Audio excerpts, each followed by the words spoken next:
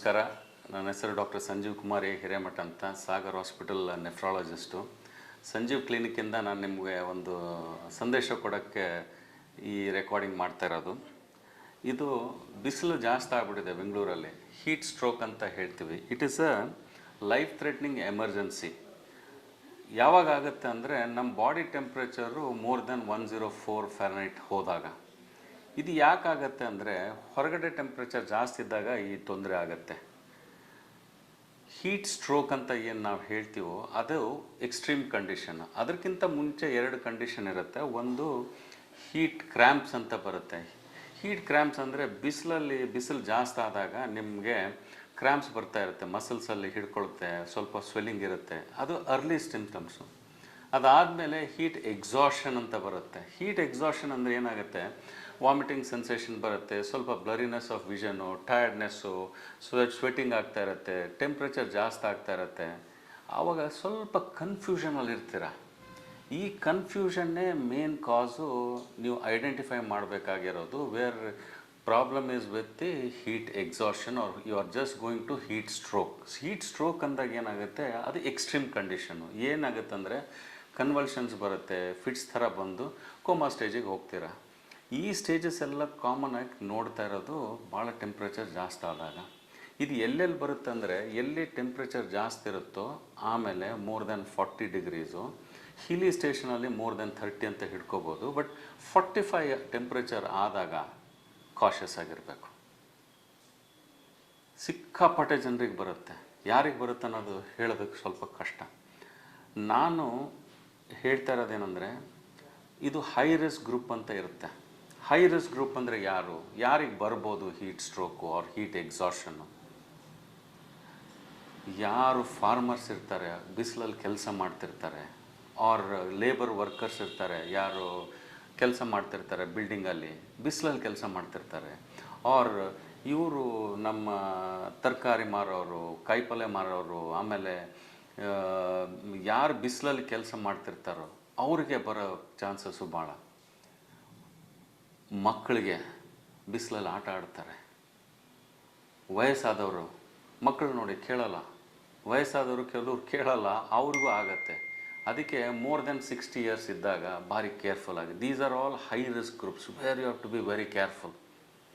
ಮಕ್ಕಳಿಗೇನಾಗುತ್ತೆ, ಆಟ ಆಡೋಕ್ಕೆ ಹೋದರೆ ವಾಪಸ್ ಬಂದು ನೀರು ಕುಡಿಯೋಲ್ಲ, ಏನೂ ಮಾಡಲ್ಲ. ಆ ಥರ ಆದಾಗ ಕಷ್ಟ ಇರುತ್ತೆ.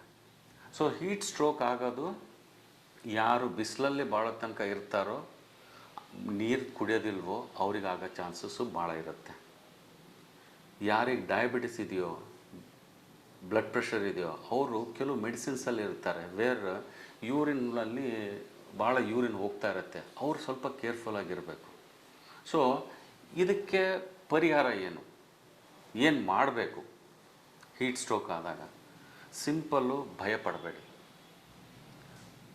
ಹೀಟ್ ಸ್ಟ್ರೋಕ್ ಅಂತ ಗೊತ್ತಾದರೆ ಫಸ್ಟು ಅವ್ರನ್ನ ಒಂದು ಕಡೆ ಮಲಗಿಸಿ, ನೆರಳಲ್ಲಿ ಮಲಗಿಸ್ಬೇಕು. ನೆರಳಲ್ಲಿ ಮಲಗಿಸಿದ ಮೇಲೆ ಅವರಿಗೆ ಸ್ವಲ್ಪ ಒದ್ದೆ ಬಟ್ಟೆಯಿಂದ ಎಲ್ಲ ಕಡೆ, ಹಣೆ ಮೇಲೆ, ಎದೆ ಮೇಲೆ, ಇಲ್ಲದ್ರೆ ಕಾಲಲ್ಲಿ ಎಲ್ಲ ಕಡೆ ಸ್ವಲ್ಪ ವೆಟ್ಟಾಗಿರೋದು ಹಾಕ್ಬಿಡಿ. ತಣ್ಣನ ಬಟ್ಟೆ ಹಾಕಿದರೆ ಭಾಳ ಒಳ್ಳೆಯದು. ರೋಡಲ್ಲಿ ಎಲ್ಲಿ ಸಿಗುತ್ತಂದರೆ 4-5 ಜನ ಹತ್ರ ಇದ್ದರೂ ಖರ್ಚಿಫ್ ಸಿಕ್ಕರೆ ಸಾಕು, ಹಾಕ್ಬೋದು. ಇನ್ನೊಂದೇನೆಂದರೆ, ಪೇಷಂಟ್ ಮಲಗಿಸಿದಾಗ ಅವ್ರಿಗೆ ಸ್ವಲ್ಪ ಗಾಳಿ ಬಿಡಿ. ಅವ್ರಿಗೆ ಗಾಳಿ ಹಾಕಬೇಕು, ಫ್ಯಾನ್ ಥರ ಹಾಕಬೇಕು. ಎಲ್ಲರೂ ಹೋಗಿ ಅವ್ರ ಮೇಲೇ ಇದ್ದರೆ ಕಷ್ಟ, ಅದು ಎಫೆಕ್ಟ್ ಆಗಲ್ಲ.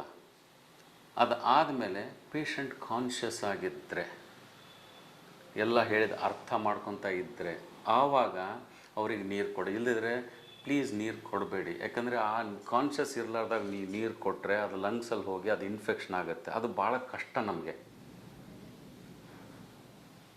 ಪೇಷಂಟ್ ತೊಂದರೆ ಆದಾಗ, ಯಾರಾದರೂ ತೊಂದರೆ ಇದ್ದಾಗ ಹೆಲ್ಪಿಗೆ ಕೇಳಿ. 10 ಜನ ಬಂದರೂ ಹೆಲ್ಪ್ ಆಗುತ್ತೆ. ಒಬ್ಬರೇ ಆ್ಯಂಬುಲೆನ್ಸಿಗೆ ಕರ್ಕೊಂಡು ನಿಯರ್ ಬೈ ಹಾಸ್ಪಿಟಲ್ಗೆ ಹೋದರೆ, ಹಾಸ್ಪಿಟಲ್ ಎಮರ್ಜೆನ್ಸಿಯಲ್ಲಿ ಆರಾಮಾಗಿ IV ಫ್ಲೂಯಿಡ್ಸ್ ಕೊಡ್ತಾರೆ. ಆಮೇಲೆ ಅದಕ್ಕೆ ಏನು ಮಾತ್ರೆ ಕೊಡಬೇಕು ಎಲ್ಲ ಕೊಡ್ತಾರೆ. IV fluids is very important. Exhaustion ಆದಾಗ, ಫೀವರ್ ಜಾಸ್ತಿ ಇದೆ ಅಂತ ಪ್ಯಾರಾಸಿಟಮಾಲ್ ತೊಗೊಂಡ್ರೆ ಅದು ಹೆಲ್ಪ್ ಆಗಲ್ಲ. ಅದಕ್ಕೆ the only treatment for heat exhaustion or heat stroke is hydration. ನೀರು ಕುಡಿಲೇಬೇಕು, ಬೇರೆ ದಾರಿ ಇಲ್ಲ ಇದಕ್ಕೆ. ನಿಮಗೆ ಬಾಯಾರಿಕೆ ಆಗಲಿಲ್ಲ ಅಂದ್ರೂ ನೀರು ಕುಡಿತಾ ಇರಬೇಕು, ಅಂದರೆ ಸ್ವಲ್ಪ ಸ್ವಲ್ಪ ಸ್ಟ್ರಿಪ್ ಆಫ್ ವಾಟರ್ ಕುಡಿತಾ ಇರಬೇಕು.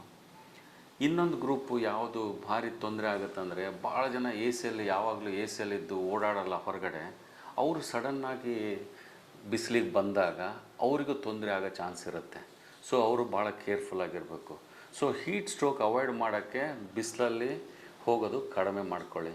ನಿಮ್ದು ಏನಾದರೂ ಕೆಲಸ ಇತ್ತು ಬೆಳಗ್ಗೆ ಮುಗಿಸ್ಕೊಳ್ಳಿ, ಇಲ್ಲದ್ರೆ 11 ಆಗಿ 11ರಿಂದ 5ರವರೆಗೆ ಏನೂ ಕೆಲಸ ಮಾಡಬೇಡಿ, ಕಡಿಮೆ ಮಾಡಿ, ಹೊರಗಡೆ ಆಮೇಲೆ ಮಾಡ್ಕೊಳ್ಳಿ.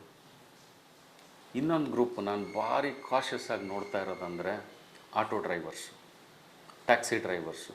ಪಾಪ ಕಷ್ಟಪಡ್ತಾ ಇರ್ತಾರೆ, ಬಟ್ ನೀರು ಕುಡಿತಾ ಇರಲ್ಲ. ಅವರಿಗೆ ನನ್ನ ವಿನಂತಿ ಏನಂದರೆ ನೀರು ಕುಡಿಬೇಕು.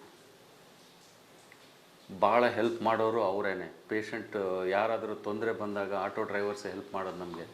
ಅದಕ್ಕೆ ಅವ್ರನ್ನೂ ಚೆನ್ನಾಗಿ ನೋಡ್ಕೋಬೇಕಾದ್ರೆ ಈ ಗ್ರೂಪು ಯಾವುದು, ವಯಸ್ಸಾದವರು, ಮಕ್ಕಳು, auto drivers, farmers, labourers, pregnant ladies, very cautious, ನೀರು ಕುಡಿಯಲ್ಲ ಅವರು.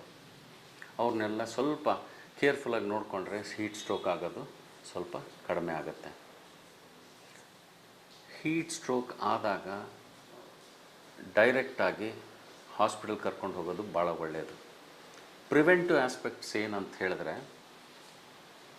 ಆದಷ್ಟು ಬಿಸಿಲಲ್ಲಿ ಕೆಲಸ ಮಾಡಬೇಡಿ. ಹೊರಗಡೆ ಏನೇ ಕೆಲಸ ಇದ್ದರೂ ಬಿಸಿಲು ಬರೋಕ್ಕಿಂತ ಮುಂಚೆ ಮಾಡ್ಕೊಳ್ಳಿ. ಆಮೇಲೆ ಬಿಸಿಲು ಬಂದಾಗ ನಿಮ್ದು ಏನು ಮನೇಲಿ ಕೆಲಸ ಇರುತ್ತೋ ಅದು ಮಾಡಿ. ಮನೆಯಲ್ಲಿ ತಣ್ಣಗಿರೋ ಬಟ್ಟೆ ಹಾಕ್ಕೊಂಡಿರಿ.